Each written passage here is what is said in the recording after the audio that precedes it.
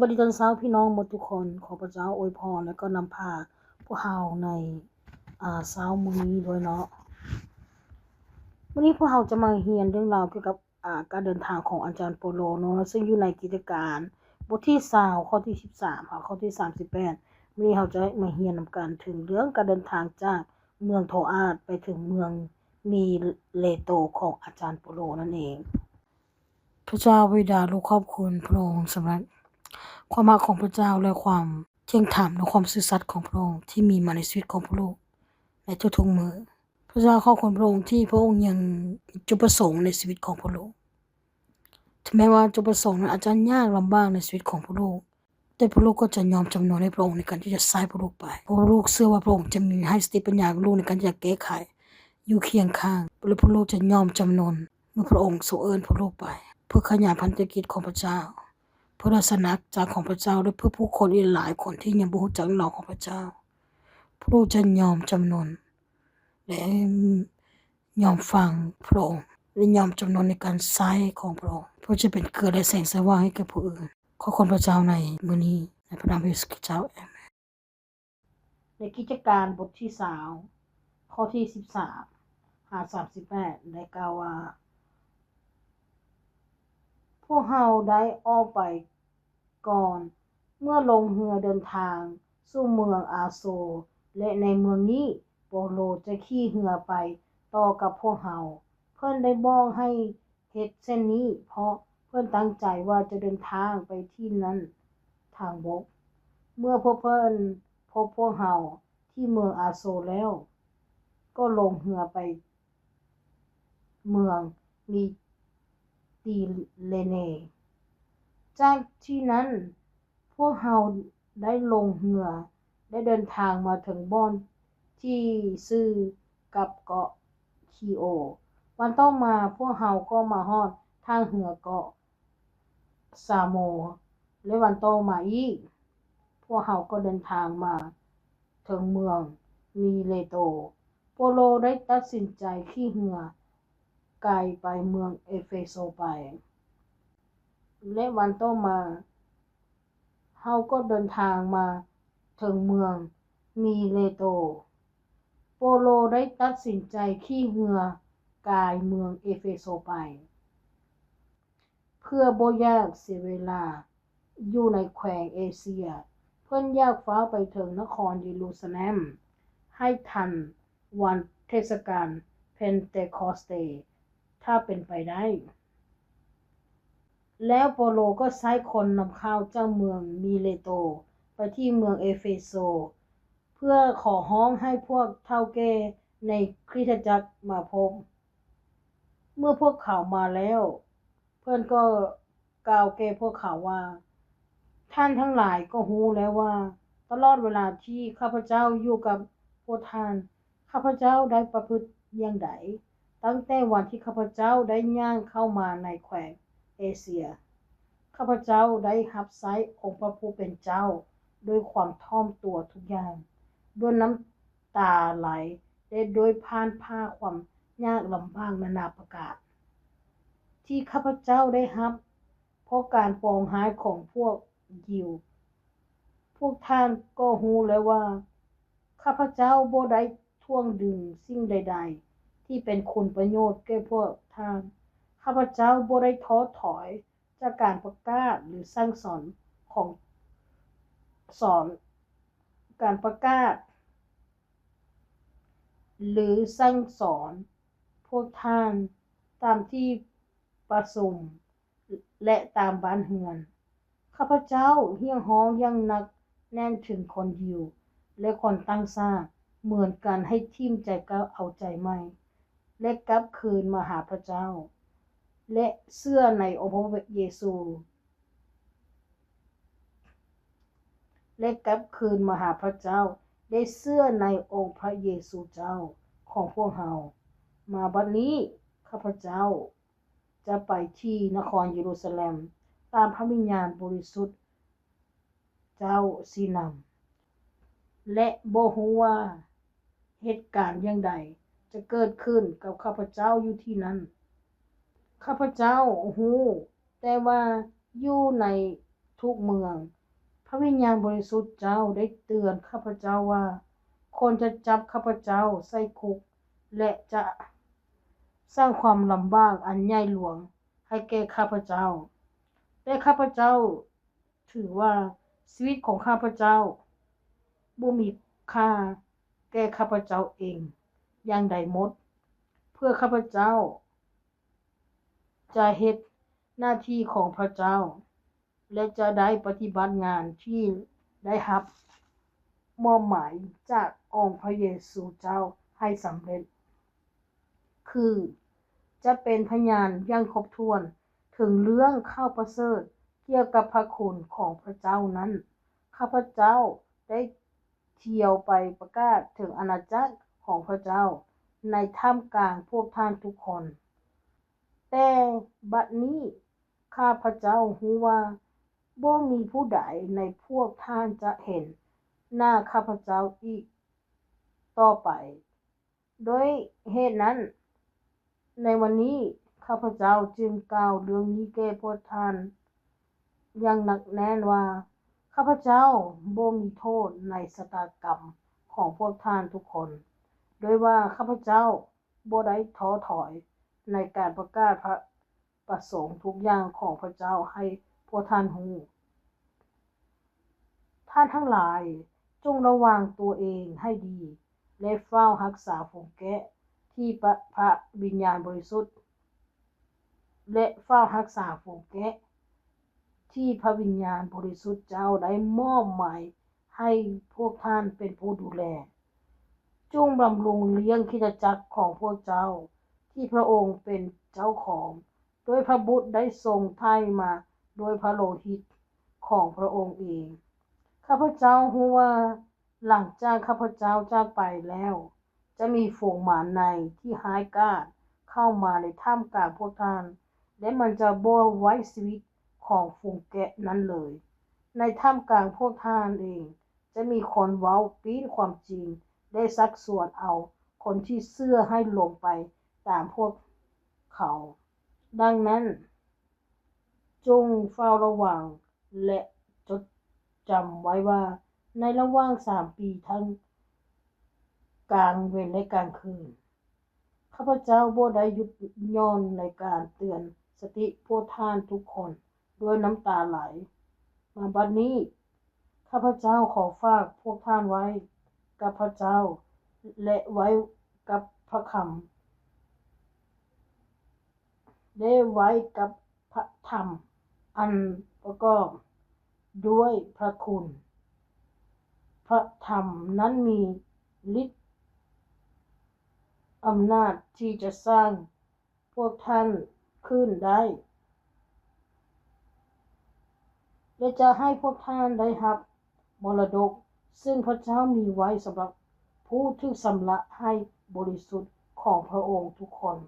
ข้าพเจ้าบ่ได้โลภเอาเงินเอาคำหรือเอาเสื้อผ้าของผู้ใดผู้หนึ่งพวกท่านเองก็รู้อยู่แล้วว่าข้าพเจ้าใช้มือทั้งสองของข้าพเจ้านี้แหละเฮ็ดเวียกเพื่อจัดหาทุกสิ่งที่พวกเพื่อนร่วมงานกับข้าพเจ้าต้องการข้าพเจ้าได้เป็นแบบอย่างให้พวกท่านเห็นในทุกสิ่งว่า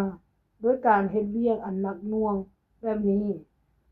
จึงจะช่วยเหลือคนยากจนได้โดยให้คิดถึงถ้อยคำที่องค์พระเยซูเจ้าเองได้กล่าวไว้ว่าการให้เป็นเหตุให้มีความสุขหลายกว่าการรับเมื่อโปโล9เส้นนี้จบลงแล้วเพิ่นก็คุกเข่าลงภาวนาอธิษฐานร่วมกับคนเหล่านั้นทุกคนจึงร้องไห้และกอดสั่งลาเพิ่นด้วยความรักแพงพวกเขาโศกเศร้าหลายโดยเฉพาะย้อนเพิ่นได้กล่าวว่าพวกเขาจะบ่เห็นหน้าเพิ่นอีกเลยแล้วพวกเขาก็พากันไปส่งเพิ่นที่ถึงเหือในตอนนี้เราจะเห็นถึงการเดินทางของอาจารย์โปโลเนาะ ที่พ้นอย่างกำลังเดินทางจากเมืองโทอาสไปถึงเมืองเมเลโตเพื่อจะฟ้าวที่จะไปถึงนครเยรูซาเล็มก่อนที่ถ้าเป็นไปได้ให้ฮอดให้ไปถึงให้มันทันกับมื้อวันเพนทาคอสเตนั่นเองที่นครเยรูซาเล็มในบทนี้พวกเราจะเห็นการเดินทางของอาจารย์โปโลเนาะจากเมืองโทอาสไปถึงเมืองมิเลโตเนาะซึ่งการเดินทางผ่านแต่ละเมืองบ่ว่าจะเป็นเมืองอ่าคีโอบอหรือว่าซาโมบอหรือว่าจนก็ไปถึงเมืองมิเลโตแล้วก็เพิ่นได้กลายเมืองเอเฟโซไปถึงอย่างนั้นก็ตามเขาจะเห็นว่าเพิ่นก็ยังไปเอิ้นผู้เฒ่าแก่ที่เมืองอยู่ในเอเฟโซเข้ามาหาเพิ่นด้วยความรักความห่วงใยที่เคยมีให้กันในก่อนที่จะอำลาพระเจ้าเพิ่นเพราะเพิ่นก็ได้บอกว่าเจอเทื่อนี้ทุกคนอาจจะบ่ได้เจอเพิ่นอีกแล้วดังนั้นในพี่น้องจะเห็นว่าในบทนี้เนี่ยผ่านแต่ละเมืองพระวิญญาณบริสุทธิ์ของพระเจ้าก็จะบอกอาจารย์โปโลว่าเพิ่นจะถูกจับเข้าคุกแล้วก็ถูก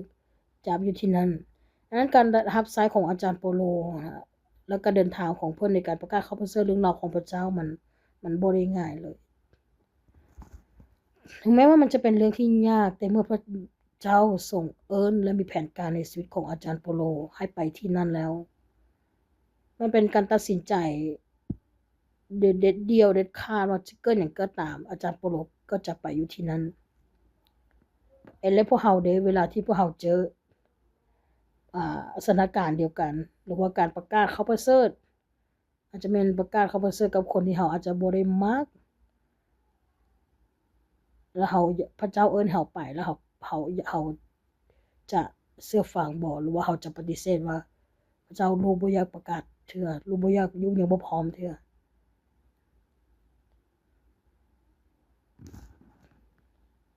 การเริ่มต้นใหม่ในบทบาทหนึ่งที่พระเจ้าส่งเอิ้นเราไปมันมีความยุ่งยากลำบากอาจารย์โปโลอาจจะเคยในการที่จะเดินทางไปเพื่อการข่าวประเสริฐแต่ในชีวิตของเราเนาะในนครเยรูซาเล็มบ่เอเฟโซบ่ที่เมืองต่างๆที่เราไปแต่ที่นี้เราไปน่ะเราก็รู้ว่าเป้าหมายเราไปมันเป็นหยังเป้าหมายเราไปนั่นก็คือจะบ่ได้กลับมาอีกแล้วจะต้องได้จบชีวิตตัวเองอยู่ที่นครเยรูซาเล็มแต่ว่าสิ่งเหล่านี้น่ะมันมีผลประโยชน์กับพี่น้องทุกคนที่เชื่อในองค์พระเยซูคริสต์เจ้านั้นเรายอมเสียสละชีวิตของเราในการที่จะไปแล้วเพื่อที่จะเพื่อเข้าประเสริฐแล้วก็เราของพระเจ้าจะได้ขยายออกไปนะเพราะชีวิตของเรารู้ว่าชีวิตของเราบ่มีประโยชน์อย่างใดเลยถ้าบ่รับใช้พระเจ้าแล้วก็ประกาศเรื่องราวเข้าประเสริฐของพระเจ้าไปอันนั้นเราจะเห็นว่าอาจารย์โปโลมีความกระตือรือร้นในการที่จะนำเข้าประเสริฐของพระเจ้าไปให้กับทุกคนทั้งคนยิวและคนต่างชาตินั่นเองในชีวิตของพวกเราอาจจะบ่ได้ถึงขั้นที่จะไปเพื่อที่จะบ่ได้กลับมาเนาะหรือว่าเราไปเพื่อที่จะถูกขังคุกถูกจับนี่แหละก็ตามแต่ว่าบางครั้งพระเจ้าเอิ้นพวกเราไปจากบ่อนหนึ่งไปอีกบ่อนหนึ่งพระเจ้ามีพระประสงค์ในชีวิตของพวกเราในการที่จะให้เราได้เป็นเกลือและแสงสว่างกับบ่อนนั้นอันที่สองพระเจ้าจะนำพาเราในการที่จะให้เราได้รับการรอดพ้นจากสถานที่ได้รับการรอดพ้นจากสิ่งเหล่านั้นอันในชีวิตของเรานะมันมีคุณค่าเสมอในสายตาของพระเจ้าชีวิตของเรานะมีคุณค่าเสมอในแผนการของพระเจ้าอันนั้นเมื่อเราเสียสละตัวเองคือกับอาจารย์โปโลในการที่เราเสียสละตัวเองในการที่เรายอมจำนนให้พระเจ้าใช้เราไปนั่นชีวิตของเรานะมีคุณค่ากับผู้อื่นเราจะได้ให้พระเจ้าพระเจ้าจะได้เปลี่ยนแปลงชีวิตของเราพระองค์ทรงเปลี่ยนแปลงชีวิตของเราที่จากที่เราบ่ยอมจำนนกับพระเจ้าแล้วเรายอมจำนนที่จะให้พระเจ้าใช้เราไปนะเขาได้ยอมแล้วก็ยอมจำนนชีวิตของเราให้แก่พระเจ้าและตัวที่สองคือพระเจ้าจะใช้เราในการที่จะเป็นพยานให้กับผู้อื่นอันที่สามที่เขาพยายามหนุนใจพี่น้องคือ ผู้คนที่เฮาไปเจอน่ะเขาจะได้รับกำลังใจมาจากเฮาและอันที่4สำคัญที่สุดเฮาก็ได้รับกำลังใจจากพี่น้องคือกันมันยากแน่นอนอยู่แล้วมันยากในการที่เฮาจะย้ายจากบ่อนหนึ่งไปบ่อนหนึ่งหรือการที่พระเจ้าทรงเอิ้นเฮาจากบ่อนหนึ่งไปบ่อนหนึ่งหรือพระเจ้ามีจุดประสงค์ชัดเจนให้กับเฮามันยากพี่น้องในการที่จะออกจากบ่อนที่เฮาลิงเคยบ่อนที่เฮาอยู่บ่อนที่เฮาจะใช้ชีวิตที่เคยแบบนั้นมาเนาะมาหลาย10ปีแล้วพระเจ้าทรงเอิ้นให้ออกไปต้องทุกสิ่งทุกอย่างต้องเริ่มต้นใหม่ต้องได้ผ่านการเดินทางที่แสนยาวนานต้องได้ยกย้าย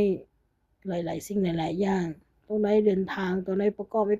กสารในคือปัจจุบันสมัยนี้แต่ทุกคนยินยอมที่จะไปถึงแม้มันอาจจะยากลำบากแต่เพื่อพระประสงค์ของพระเจ้าเพื่อผู้คนที่ยัง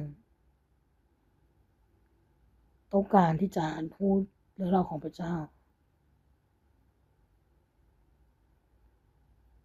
ในเมื่อเราอยู่ที่นั้นเราไปที่นั้นเราได้รับความทุกข์ทรมานแต่ผู้อื่นได้รับการลดผลจากสิ่งที่เราได้ไปที่นั้นนั่นคือเราต้องสรรเสริญและขอบคุณพระเจ้าที่ชีวิตของเรายังมีประโยชน์คืออาจารย์โปโลคือการชีวิตของเรายังมีประโยชน์ถึงว่าการเป็นอยู่ของเราก็มีประโยชน์แต่ว่าการที่เราตายจะมีประโยชน์กว่าให้กับผู้อื่นอีกอันนั้นเราก็เลือกในสิ่งที่มีประโยชน์กับผู้อื่นอีกเพื่อผู้คนจะได้เห็นความรักเห็นความเมตตาของพระเจ้าเพราะเรารู้ว่าชีวิตของเราอยู่เพื่อรับใช้พระเจ้าอยู่เพื่อพระเจ้าชีวิตของเราบ่มีค่าถ้าบ่มีพระเจ้าและขอพระเจ้าทรงเปลี่ยนแปลงชีวิตของพี่น้องที่จะให้มีหัวใจคือกับอาจารย์โปโลในการที่จะยอมเสียสละชีวิตของตัวเองให้พระเจ้าสายเฮาไปเฮาอยู่ในโลกนี้เฮาบ่ได้มาเพื่อที่จะให้มีร่ำรวยเฮามาอยู่ในโลกนี้พระเจ้ามีประสงค์ในชีวิตของเฮานั้นอย่าหนุนใจพี่น้องการที่จะอธิษฐานหาพระเจ้าให้พระเจ้ามอบหัวใจในการที่จะประกาศข่าวประเสริฐในการที่จะเดินทางเพื่อนำพาเรื่องราวข่าวประเสริฐโดยความรักของพระเยซูคริสต์เจ้าไปกับผู้อื่นที่ยังบ่ทันได้รู้จักไปกับผู้ที่เขาเจ้ายังบ่เห็นแสงสว่างในชีวิตไปกับผู้ที่ต้องการที่จะรู้จักพระเจ้าผู้แท้จริงในชีวิตของพวกเขาพระเจ้าผู้ปลดปล่อยพวกเขาให้เป็นอิสระจากการเป็นทาสของมารซาตานได้ปลดปล่อยผู้ที่ถูกบ่วงแหวของมารซาตานการโปรยโยนล่อลวงของมารซาตาน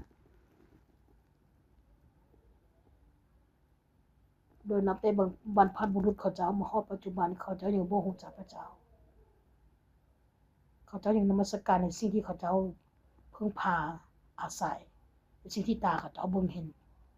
ณตอนนี้อยู่อันนี้จะเฮาจะยอมให้พระเจ้าน่ะซ้ายเฮาไป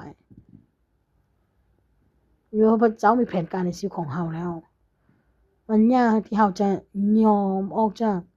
ความต้องการของตัวเองในในความสะดวกสบายในไฟเนื้อหนังของเฮาเนาะมีการต่อสู้ต้านกับสิ่งที่เฮาบ่ฮู้ว่าเฮาสิไปเจอเป็นแบบใดมันยากที่เฮาจะตัดสินใจในการที่จะให้พระเจ้าใส่เฮาไปและมันก็ยากเมื่อเฮาเจอปัญหาในขณะที่เฮายอมให้พระเจ้าใส่เฮาไปแล้วมันมีสิ่งที่ยุ่งยากหลายๆอย่างเกิดขึ้นในชีวิตของเฮารู้อยู่แล้วมันบ่ได้สะดวกสบายรู้ว่ามันจะเกิดปัญหาที่เฮาอาจจะบ่สามารถที่จะควบคุมได้บ่สามารถที่จะแก้ไขได้แต่ถึงแม้มันจะยากลำบากอย่าหนุนใจพี่น้องให้มีหัวใจคือกับพระเจ้าขอให้พระเจ้าทุ่มทอกเทพระวิญญาณบริสุทธิ์ของพระองค์มาให้พี่น้องได้เห็นได้ฮักผู้อื่นเหมือนพระเจ้าได้ฮักได้เบิ่งเห็นผู้อื่นเหมือนพระเจ้าได้เบิ่งเห็นโดยที่บ่แม่นผ่านสายตาของพวกเราเองแต่ว่าผ่านสายตาความฮักเบิ่งพระเจ้าเบิ่งผู้อื่นเหมือนที่พระเจ้าเบิ่ง และฮักผู้อื่นเหมือนที่พระเจ้าฮักขอพระเจ้าให้ความรู้สึกนี้เข้ามาในชีวิตของพี่น้องและขอพระเจ้าให้ความเมตตาเข้ามาในชีวิตของพวกพี่น้องและขอพระเจ้าจะให้ความอดทนให้สติปัญญาในการแก้ไขปัญหาความยุ่งยากลำบากที่พี่น้องเจอในการที่ประกาศข่าวประเสริฐเรื่องของพระเจ้า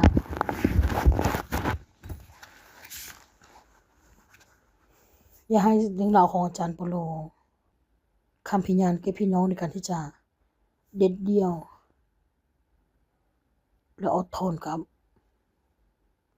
ความยากลำบากและยอมให้พระเจ้าสายเฮาไปตามพระประสงค์ที่พระองค์ทรงมีแผนการให้กับชีวิตของพวกเราพี่น้องในการที่ขอพระเจ้าอวยพรพี่น้องให้มีหัวใจในการที่จะอดทนเด็ดเดี่ยวและยึดมั่นในสิ่งที่พระเจ้าได้ทรงเอิ้นให้พี่น้องได้ทรงเอิ้นพี่น้องไป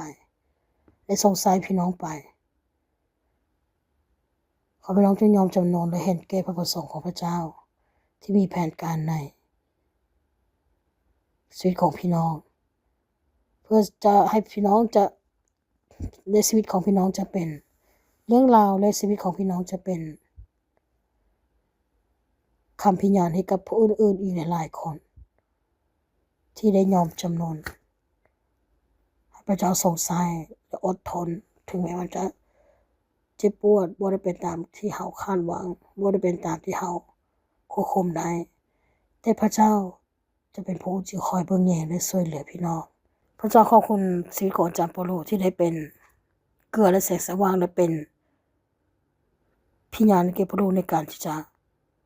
เห็นแก่พันธกิจของพระเจ้าเห็นแก่จุดประสงค์ของพระองค์และยอมจำนนชีวิตของผู้ลูกเหมือนดังที่อาจารย์เปโลเราได้ยอมจำนนชีวิตของพวกเราในการที่พระองค์ได้ทรงเอิ้นและเติมเต็มพระประสงค์ของพระเจ้าขอให้ชีวิตของผู้ลูกจะเป็นแบบนั้นพระเจ้าเถอะค่ะขอมอบความกล้าหาญความอดทนให้แก่ผู้ลูกขอมอบการเชื่อฟังการยอมจำนนของชีวิตของผู้ลูกแก่พระเจ้าที่ผู้ลูกจะเห็นแก่ผู้อื่นหลายกว่าเห็นแก่ตัวเองที่ผู้ลูกจะใช้ชีวิตของตัวเองให้มีประโยชน์ให้กับผู้อื่นหลายกว่าตัวเอง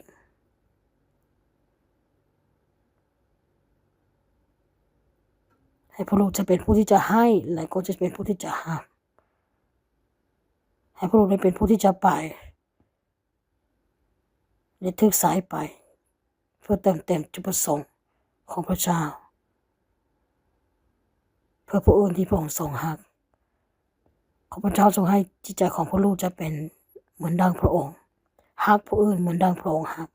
เมตตาผู้อื่นดังเหมือนพระองค์เมตตาขอพระองค์ใช้ความอดทนในแก่ผู้ลูกในเวลาเจอปัญหาเจอความยุ่งยากลำบากในการรับใช้เวียงงานของพระเจ้า